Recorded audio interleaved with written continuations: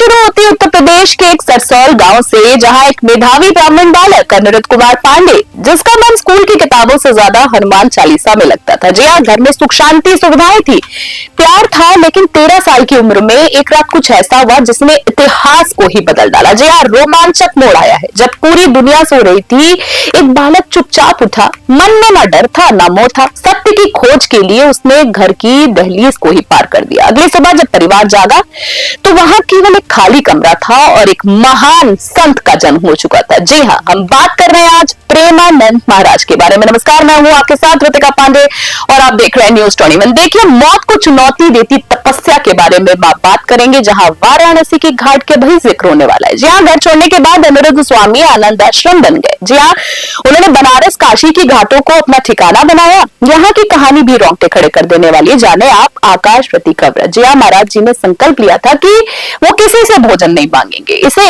आकाश प्रति व्रत कहते हैं। संघर्ष की बात करें, कड़ाके की ठंड में जब हम लोग रजाई से बाहर ही नहीं निकल पाते, महाराज जी ने केवल एक ही लंगोटी में गंगा के बर्फीले पानी में खड़े होकर घंटों घंटों जप किए।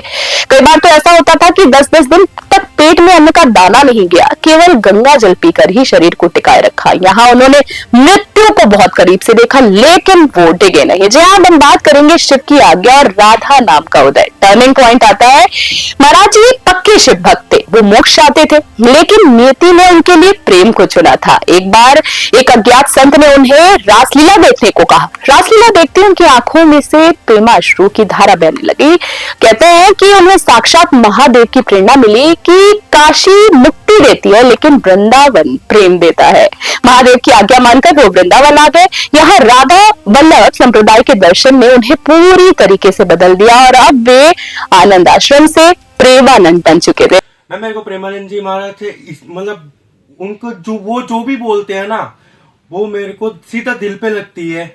उनका एक ऐसा प्रवचन है कि कोई नहीं है तुम्हारा, जब तक आप किसी के काम आ रहे हो तब तक आपको लोग पूछेंगे। जिस दिन आप काम आना बंद हो गए तो आप कौन, और जिस दिन आप मरोगे तो लोग आपके लिए रो रहे हैं। ये गलत है।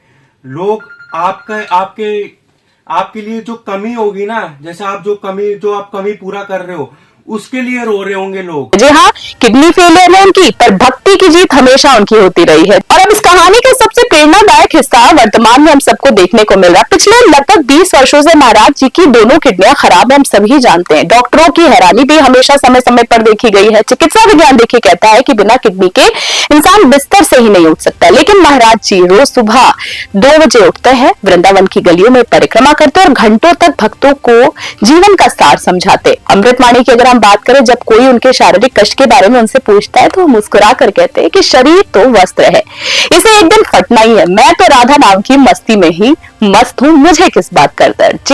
प्रेमानंद जी महाराज से हमें ये सीखने को मिलता है कि वो एक अपना खुद का मोटिव देते हैं कि भाई खुद का काम स्वयं करे, दूसरे पर निर्भर ना करे। कोई काम का अगर का कुछ कर रहे हो तो उसका पहले गोल बनाए, उसका एक निर्धारित करे कि हमें ये करना, ये नहीं करना। दूसरों को कभी ये चीज नहीं बतानी कि भाई मैं ये कर रहा हूँ तो आप भी मेरा साथ दो। क्यों? क्योंकि दूसरों को हमेशा यही रहता है कि ये काम ये करा तो ना करने देश को पूरा। क्योंकि आज की दुनिया में कोई किसी का भला नहीं चाहता, तो उनका यही कहना है कि कोई भी अपना काम करो तो स्वयं करो, दूसरों पर निर्भर ना करें।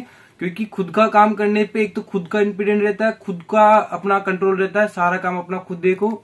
तो अपने जीवन को अच्छा बेहतर बनाने के लिए खुद पे निर्भर हो। हाँ, दमदार जानकारियां अगर हम आपको बताएं, आप भी दर्शन करने के इच्छुक हैं।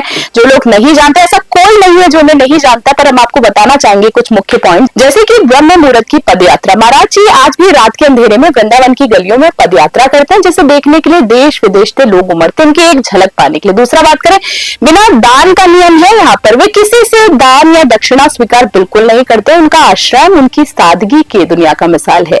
स्पष्टवादी स्वभाव हम सभी जानते हैं। वो पाखंड के कट्टर दुश्मन है। वे नेताओं, अभिनेताओं और आम जनता को एक ही तराजू पे तौलते हैं और कभी कभी थोड़ी सी खरी खोटी भी सुना देते हैं। जी हाँ, वो सत्य का साथ देते हैं बिना पाखंड के। सत्संग की शक्ति की अब हम बात करते हैं। उनके पास कैंसर से लेकर डिप्रेशन तक के मरीज आते हैं और वो केवल उनको नाम जप के परामर्श की सलाह देते हैं और जीवन जीने की एक नई राह भी दिखाते हैं। जी हाँ, लाखों का डिजिटल परिवार अगर हम बात करें सोशल मीडिया पर, उनके वीडियो को हर महीने करोड़ों बार देखते हैं, खासकर युवा, जो युवाओं को सनातन धर्म से जोड़ने की राह भी दिखा रहे हैं। निष्कर्ष की अगर हम बात करें, जीवन का मंत्र की अगर हम बात करें, प्रेमानंद महाराज जी की कहानी हमें सिखाती है कि परिस्थितियां कितनी भी विपरीत क्यों ना हो, यदि आपके पास नाम जप की शक्ति है और गुरु की कृपा है तो आप मौत के दरवाजे पे खड़े होकर वापस आ सकते हैं, मुस्कुरा सकते हैं। तो एक बार जरूर प्रेमानंद जी महाराज के दर्शन करके आइए और उनकी सीख को अपने जीवन में आत्मसात करें। Special desk news 21।